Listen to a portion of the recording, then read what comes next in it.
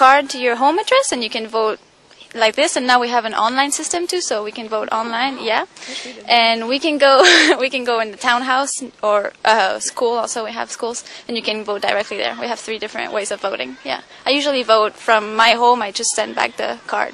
Yeah. Okay. That is really convenient. Yeah, I wish we had online voting as well, so that we don't have to go anywhere. New, so yeah, it's just new. It just got out, so I haven't tried it yet. Okay. Yeah. Still, it sounds so much more convenient, right? Online voting. But there could be issues of hacking, so maybe that's why it's not as broad or popular. And I have a question. When it comes to voting for the council, do you get to vote for more than one person?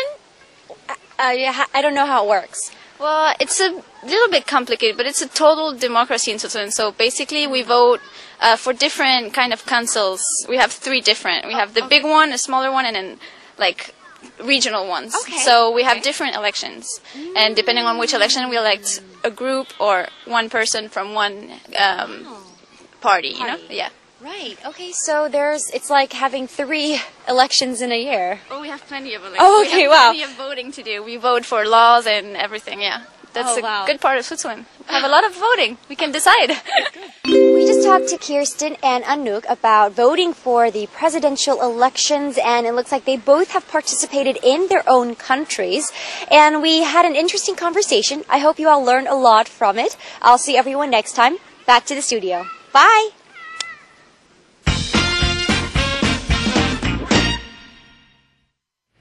자, 미국 같은 경우는 당연히 대통령제를 따르고 있는 국가이고요. 스위스 같은 경우는 대통령제는 아니죠. 의원내각제 약간 좀 더 가깝다고 보실 수 있을 것 같긴 한데요. 자, 어쨌든 대통령을 뽑는 혹은 지도자를 선출하는 대의원을 먼저 뽑는다 해서 카운슬을 먼저 뽑는다라고 얘기를 해 주셨습니다. Okay, so I think we're ready to go over what they said. 자, 미국에서 오신 분 이야기를 먼저 좀 정리해 드리겠습니다. Okay. Now we heard from Kirsten. She is from the United States of America. She said, yes, she votes, but not in this one이라고 했어요. Not in this election. 이번 선거 때는 자기가 투표를 하지를 못했다라는 이야기를 했었죠. Well, she told us about how people vote. 어떻게 투표를 하는지에 대해서 설명을 해줬는데요. 일단 you register your home address라고 말을 했었죠. 등록을 해야 된다라는 말을 했고요. 물론 집 주소와 함께 해서 등록을 먼저 해야 되고요. 그 다음에 이제 투표를 하러 갔을 때 you have to show your ID, 신분증을 보여줘야 되고요. 제시를 해야 되고 you get a ballot. ballot 자체가 투표 용지란 뜻인데요. you get a ballot이라 했으니까 투표 용지를 받아서 자기가 뽑고 싶은 사람을 아무래도 그 사람을 딱 선택을 해서 투표를 하면 되겠죠. She said, well, you pick whoever you want to vote for and then you vote라고 이야기를 했습니다. 주로 키rstin 같은 경우에는 동네에 있는 학교에 가서 투표를 한다는 이야기까지 했었죠. She votes at a school in her neighborhood. 반면 스위스에서 오신 아눅이라고 하는 분에 대한 이야기 잘 들어보면요. 직접 한 사람한테 투표를 하는 것이 아니라 어떤 특정 그 사람을 뽑을 사람들에 대해서 투표를 하고 약간 미국의 선거인단 제도와 비슷하지 않나라는 생각을 또 해보기도 합니다. 자, 어쨌든 간에 그런 식으로 이제 선출이 된다라고 설명을 이분이 해주셨어요. 18살이 돼야만 투표에 참여할 수 있고요. 선거 연령이 18세네요. 스위스 같은 경우는요. 온라인상에서도 투표를 한다라고 했었죠. 온라인 투표도 하고 있고 본인은 지금 외국에 있기 때문에 부재자 투표를 했다라는 식으로도 이제 설명을 하고 있는 것 같아요. 원칙적으로는 absentee voting이라고 하는데 일단 투표용지가 오면 그걸 해서 이렇게 작성을 해서 발송을 한다 했으니까 부재자 투표 얘기를 하고 있는 것이라고 볼 수가 있겠습니다. 자, 어쨌든 두 분도 당연히 선거 참여를 해보신 분들이고요. I think they're old enough to vote, of course. Yes, they look old enough. Right, but the two countries have different systems. So yes. You might want to talk about that when you're talking about the presidential election or any kind of election around the world, right?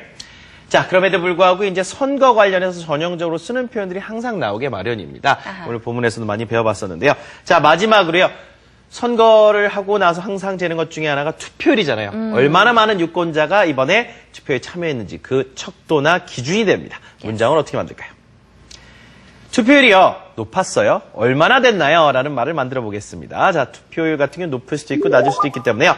How high was the turnout? 그냥 what was the turnout도 되는데 얼마나 높았느냐, 높다는 걸 어느 정도 감안하고 얘기를 물어보는 거겠죠. How high was the turnout?